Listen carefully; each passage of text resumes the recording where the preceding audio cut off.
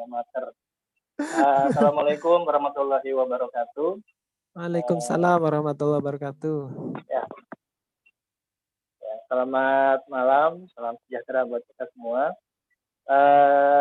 Pada malam hari ini saya diberi kepercayaan oleh tim panitia UIN untuk menjelaskan ataupun untuk menerangkan mengenai bahan baku untuk pembuatan kefir. Di sini sebenarnya bahan baku untuk pembuatan kefir ini sangat penting karena bahan baku ini akan mempengaruhi atau akan menentukan kualitas dari kefir yang akan Bapak Ibu nanti buat.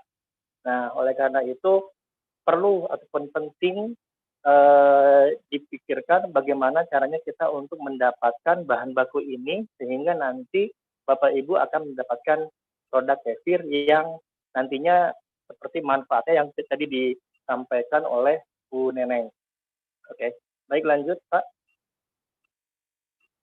Baik, untuk yang akan saya share ataupun ini, yang pertama adalah saya ingin menjelaskan dulu mengenai definisi ataupun jenis susu, kemudian proses pengolahan susu, dan juga bagaimana cara pemilihan susu tersebut. Lanjut.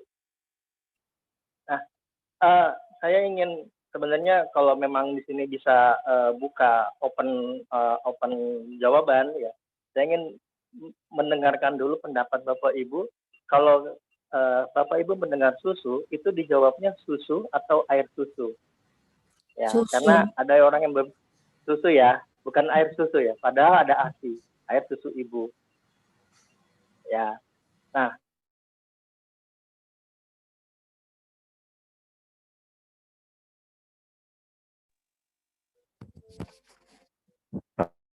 Pak Firman, suaranya?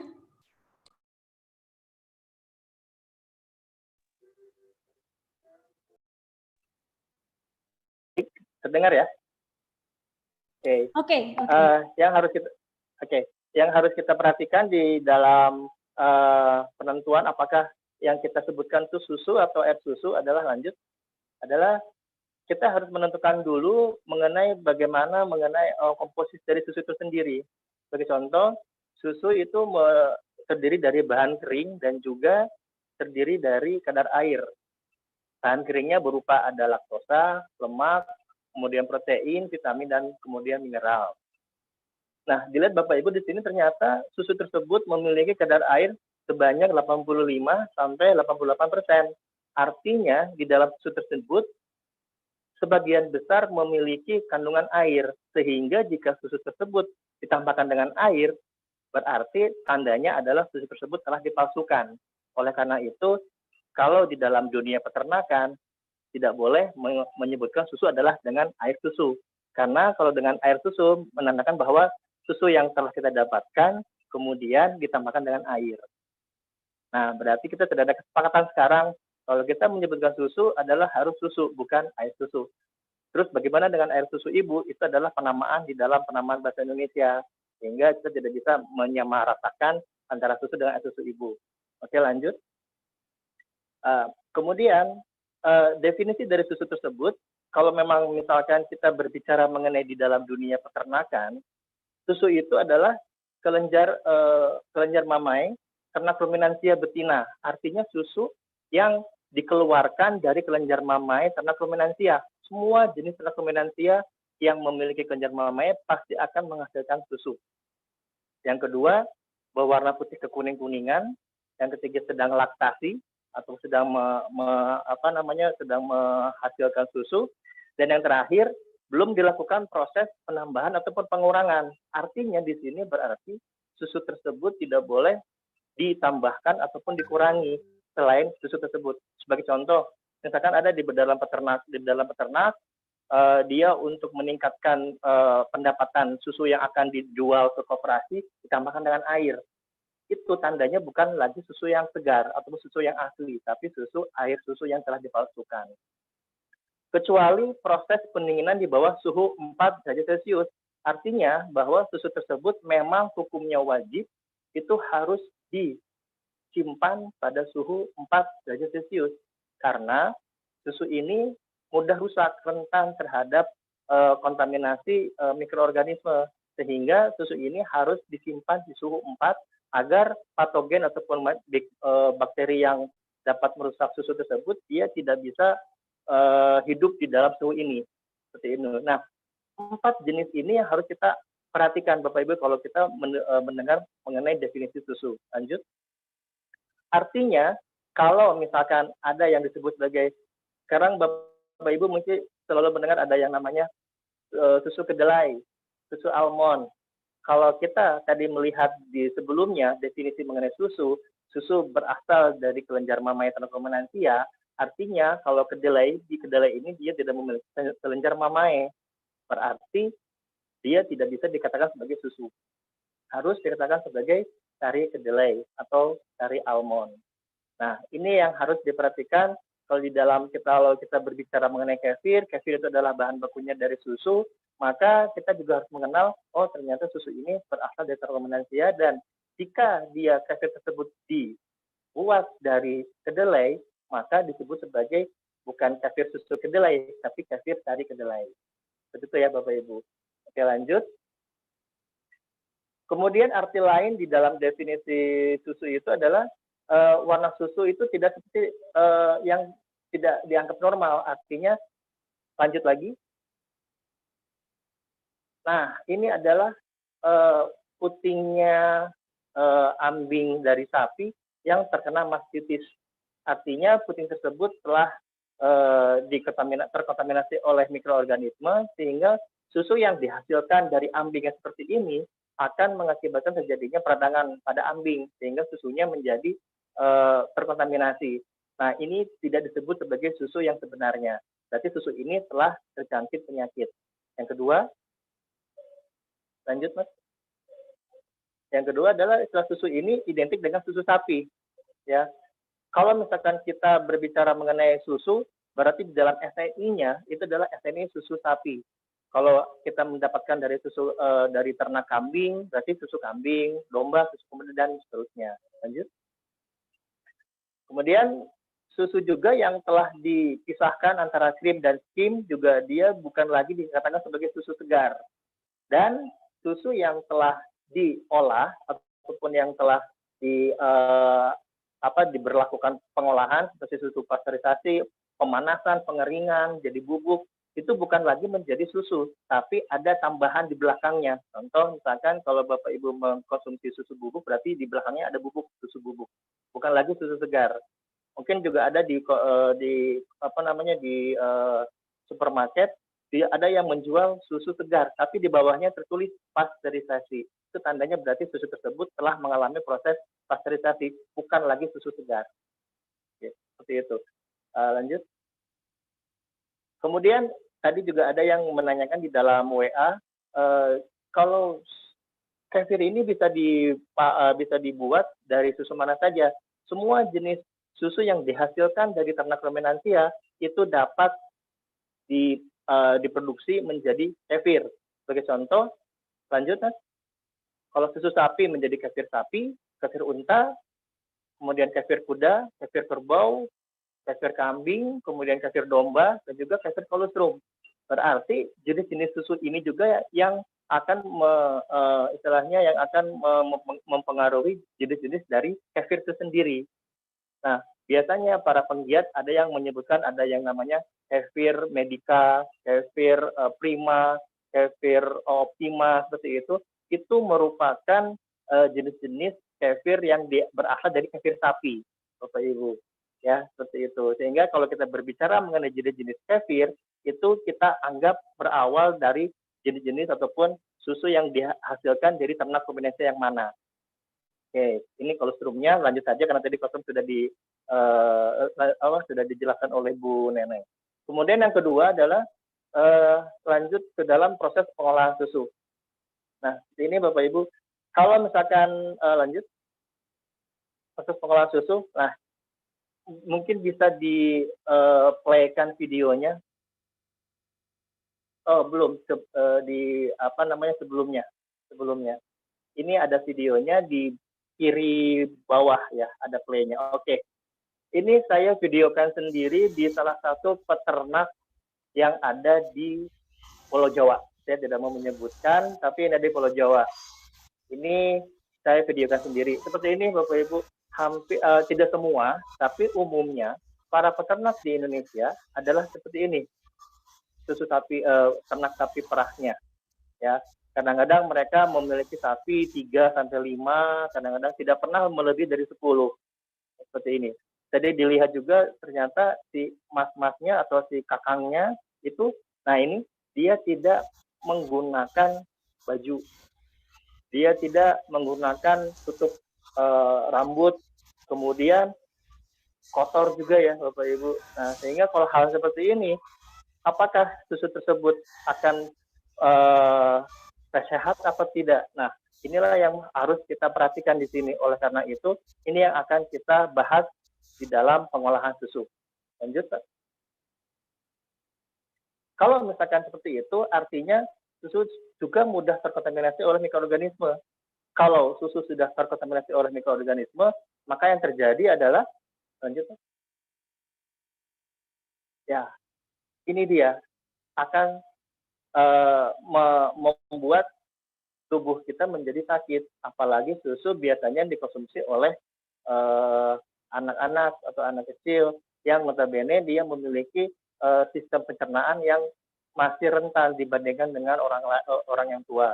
Oleh karena itu, ada baiknya jika susu yang akan kita berikan kepada anak kecil ataupun anak kita, maksudnya anaknya bapak ibu, bukan anak kita ya, anaknya bapak ibu, itu harus diolah terlebih dahulu. Ya, harus diolah terlebih dahulu. Lanjut. Ini adalah sumber-sumber mikroorganisme yang dapat mengkontaminasi susu yang akan dijadikan sebagai kefir. Mulai dari peternaknya, mulai dari sapinya, mulai dari lingkungan kandangnya, pakannya, air yang dipakai untuk membersihkan sapi pun juga dia dapat mengkontaminasikan silang kepada susu yang akan ditampung untuk dijadikan kefir. Itu. Belum lagi nanti cara pengolahan atau cara pemerahan susu yang salah, kadang-kadang peternak juga dia tidak memperhatikan kebersihan sehingga susu yang dihasilkan rendah kualitasnya. Oleh karena itu pentinglah kita membutuhkan suatu pengolahan itu sendiri. Lanjut. Apa itu pengolahannya? Nah, kalau kita berbicara mengenai yang tadi disebutkan ada pengolahan tersebut, kenapa diolah susu tersebut? Karena susu kalau kita mau berbicara mengenai kefir, maka kefir ini merupakan salah satu produk susu yang difermentasikan. Artinya kefir ini dibuat produknya dari susu dengan menggunakan bakteri dan khamir. Ya, Bapak Ibu. Kalau susu yang kita buatkan sudah ada bakteri patogen, bakteri pembusuknya, bakteri yang merugikan, maka yang terjadi bagaimana? Susu yang akan dijadikan sebagai kefir nanti tidak akan jadi. Karena kenapa? Karena istilahnya berantem antara patogen bakteri yang merugikan dengan bakteri ataupun grain kefir yang ada di dalam grain kefir tersebut. Sehingga nantinya produk kefirnya tidak akan maksimal. Oleh karena itu, lanjut. Oleh karena itu kita pentingnya yang namanya pengolahan susu. Di dunia ataupun di Indonesia juga kita mengenal ada pengolahan, ada 4 macam, pengolahan panas dan pengeringan. Kalau yang pengeringan itu yang susu bubuk, sedangkan kalau yang pemanasan adalah UHT, sterilisasi dan pasteurisasi. Saya berusaha untuk mengecilkan ruang lingkupnya, kita berbicara mengenai pasteurisasi saja, ya, karena fungsi dari ataupun cara pembuatan kefir adalah salah satunya tahap-tahapnya dengan melakukan pasteurisasi. Kita lihat Bapak Ibu di sini ada nilai gizi dalam susu. Susu pasteurisasi ternyata kandungan gizi masih lengkap. Artinya dari semua jenis-jenis olahan mulai dari UHT, bubuk, kemudian sterilisasi ternyata yang dapat mempertahankan kualitas ataupun komponen susunya adalah pasteurisasi. Oleh karena itu, ada beberapa kalangan ataupun penggiat yang memang dia tidak mau mempasteurisasikan susu. Itu pun juga tidak masalah, tidak apa-apa. Asalkan, Bapak Ibu harus ingat, asalkan susu yang kita dapatkan itu harus berasal dari peternakan yang satu higienis, bersih, sapinya juga bagus, manajemennya juga bagus, dan kita bisa memastikan bahwa pemerahannya juga dengan SOP yang bagus. Begitu ya. Kalau misalkan Bapak Ibu tidak bisa memastikan susu yang didapatkan untuk membuat kefir itu adalah, ini benar nggak sih cara pemerahannya, bagus nggak sih cara pemerahannya, jika tidak dipastikan, maka saran yang harus saran yang akan saya sarankan adalah susunya harus difasilitasi terlebih dahulu. Oke, lanjut. Nah, kalau kita berbicara mengenai pasteurisasi, itu definisinya adalah proses dengan proses suhu termal atau suhu panas, tapi dengan sedang ya, karena dia di bawah 100 derajat Celcius. Fungsinya adalah untuk membunuh patogen, tapi di sini saya garis bawahi tidak merusak spora atau bakteri vegetatif. Artinya apa? Bahwa kalau kita sudah memanaskan susu dengan metode pasteurisasi, tetap susu yang telah dipasteurisasi harus disimpan di suhu dingin karena sporanya masih ada. Ya, sporanya masih ada, sehingga itulah sebabnya kelemahan dari pasteurisasi adalah susu yang telah kita pasteurisasi harus disimpan di suhu dingin. Kalau misalkan, Pak, bagaimana caranya kalau sporanya hilang?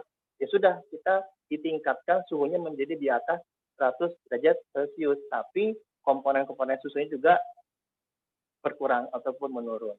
Lanjut.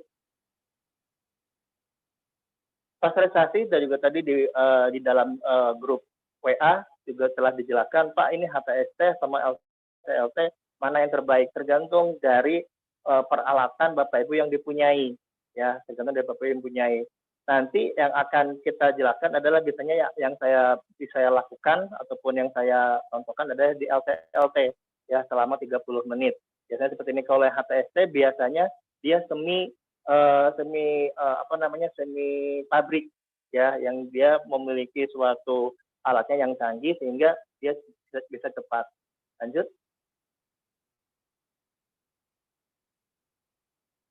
Ini adalah contoh pasteurizer yang ada dua jenis. Kalau pasteurizer itu, yang pertama yang single boiling yang sebelah kiri itu Bapak Ibu saya contohkan jika susu tersebut bersinggungan dengan api langsung, hanya dengan perantara pancinya saja. Itu namanya single boiling. Kemudian yang kedua ada double boiling, ya, di mana prinsip ini seperti hanya kita mau mengukus. Jadi panci pertama berisi air, kemudian panci kedua itu berisi susu. Ya. Yang paling bagus adalah yang double boiling. Bagaimana caranya mempasteurisasi? Lanjut, Pak. Lanjut. Nah, bisa divideokan yang seperti tadi. Ya, ini cara, ininya agak miring ya. Oke, ini susu yang akan dipasteurisasi, kemudian, wah, kayaknya videonya miring ya. Mungkin nanti bisa saya berikan videonya yang bagus, atau nanti di dalam pendampingan nanti akan saya jelaskan lebih lanjut ya Bapak Ibu, karena ini kita lihatnya jadi miring seperti ini ya. Nah, tapi kalau misalkan Bapak Ibu melihat di situ bahwa sebelum dipanaskan, susunya itu harus disaring terlebih dahulu. Pak, kalau misalkan tidak disaring boleh nggak? Boleh, tidak apa-apa, tidak masalah. Hanya itu tadi, Bapak Ibu harus memastikan bahwa susu yang diambil dari peternak itu bersih. Kadang-kadang susunya itu di dalamnya ada bulunya ekornya sapi, ada bulunya si peternak juga, itu belum mungkin bisa masuk ke dalam susu tersebut, sehingga harus disaring. Kemudian ini adalah prosesnya double boiling, di mana panci pertama dimasukkan air, kemudian panci kedua dimasukkan susu. Ya, jangan lupa bahwa air yang di panci pertama itu harus seimbang ataupun setinggi dengan susu yang di panci pertama, sehingga nanti proses pemerataan panasnya seimbang. Ya, nah jangan lupa nanti pada saat proses pasteurisasi ini Bapak Ibu harus mengaduk susunya. Kenapa harus mengaduk? Karena agar susu tersebut tidak pecah, sudah nanti lemaknya ke atas. Ya, itu pun juga nanti akan mempengaruhi proses ataupun hasil dari pembuatan kefir. Jadi susunya harus diaduk. ya dalam waktu beberapa kali diaduk terus itu sehingga nanti tidak akan pecah susunya.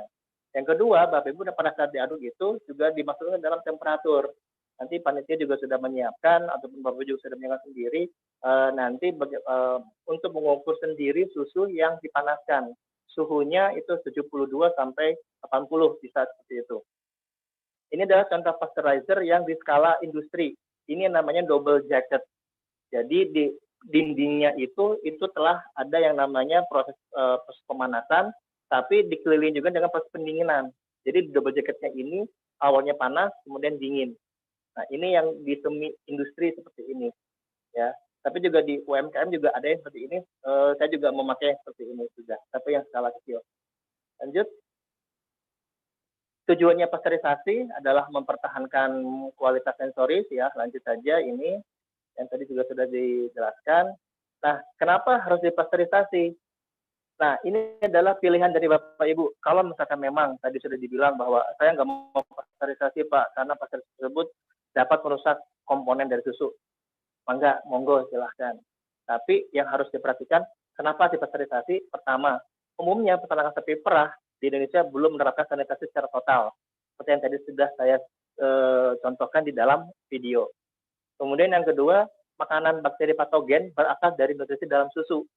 Yang ketiga, ini yang paling terpenting adalah kondisi suhu di Indonesia itu merupakan kondisi yang sangat cocok untuk pertumbuhan bakteri patogen. Nah, bakteri patogen ini cocoknya di suhu sekitar 27 sampai 35 derajat Celcius. Itu merupakan suhu di Indonesia. Oleh karena itu, mau gak mau, ataupun suka tidak suka, ya itu tadi, kita harus mempasteurisasi susu yang akan kita jadikan sebagai kefir. Karena memang patogen rentan, dia bisa masuk ke dalam susu tersebut. Dan yang keempat, ini yang paling terpenting, jika Bapak Ibu memiliki rencana untuk mem-BPOM-kan ataupun mem-MD-kan produk kefirnya, maka BPOM wajib hukumnya untuk melakukan proses pasteurisasi. Jadi kalau Bapak Ibu tidak mempasteurisasi, maka bisa dipastikan akan tidak bisa masuk ke dalam BPOM. Mungkin nanti hari Jumat mungkin ya, nanti Bu Renita juga akan menjelaskan bagaimana caranya ataupun masuk ke dalam BPOM. Lanjut. Kemudian yang terakhir adalah cara pemilihan susu. Nah, ini cara pemilihan susu. Yang pertama, kita harus lihat dulu, lanjut Pak. Harus melihat dulu SNI susu. Nah, di sini lihat Bapak, ini adalah SNI susu yang paling terbaru 2011. Berat jenis 1,027, kadar lemak dan segala macamnya. Tapi Bapak Ibu harus jangan khawatir, Pak, berarti kalau kita mau membuat susu harus mengujikan semuanya. Tidak. Ya, tidak. Kalau di dalam SNI memang seperti ini, tapi kita bisa memilih uji-uji ataupun pengujian yang krusial, tapi bisa dilakukan oleh Bapak Ibu sekalian. Yang seperti yang di dalam pelatihan sekarang, Bapak Ibu diwajibkan untuk membeli yang ataupun ada yang namanya lacto densimeter untuk mengukur berat jenis. Yang kedua, alkohol ya, alkoholmeter, terus kemudian dan banyak yang lagi. Dan ini semua adalah fungsinya untuk pengujian. Lanjut. Yang pertama, yang harus Bapak Ibu lakukan, ini adalah semuanya jenis-jenis pengujian susunya ini, tapi kita bisa memilih yang paling krusial saja, yaitu, lanjut Pak, berat jenis, kemudian lanjut, alkohol, lanjut lagi, dan organoleptik. Ini yang paling terpenting Bapak Ibu. Makanya di dalam pelatihan ini diwajibkan harus mempunyai lacto densimeter. Fungsinya adalah untuk mengukur berat jenis. Ya, lanjut lagi. Sekarang cara mengukur berat jenis, apa sih fungsinya berat jenis ini atau definisi berat jenis? Lanjut. Berat jenis ini adalah perbandingan antara berat bahan tersebut dengan berat air pada suhu volume yang sama. Rata-rata berat jenis di Indonesia sebenarnya 1,024, walaupun tadi SNI mau mensyaratkan minimal 1,027. Ya, tapi rata-rata di Jawa Timur ini ya sudah saya cross check semuanya, minimal rata-rata antara 25 sampai 28 di Jawa Timur ini. Ya. Nah, kenapa kita harus menentukan berat jenis ini? Lanjut. Karena berat jenis ini, lanjut lagi. Nah, ini adalah cara untuk pengukuran berat jenisnya. Ya, nanti Bapak Ibu juga akan diajarkan bagaimana cara mengukur berat jenis untuk menggunakan laktodesimeter. Ada videonya, Pak, silakan. Nanti seperti ini. Ini yang dilakukan di rumah produksi saya. Ini juga miring lagi, mohon maaf Bapak Ibu. Jadi susu dimasukkan ke dalam gelas ukur, ya, tidak usah terlalu penuh. Kemudian kita masukkan, ini adalah laktodesimeternya. Ya, pastikan bahwa susunya itu suhunya adalah sekitar 27 derajat Celcius. Nah, kemudian pas didiamkan, nanti si laktodesimeternya tersebut akan mengambang. Nanti dilihat berapakah angka yang tertulis ataupun angka yang di permukaannya susu.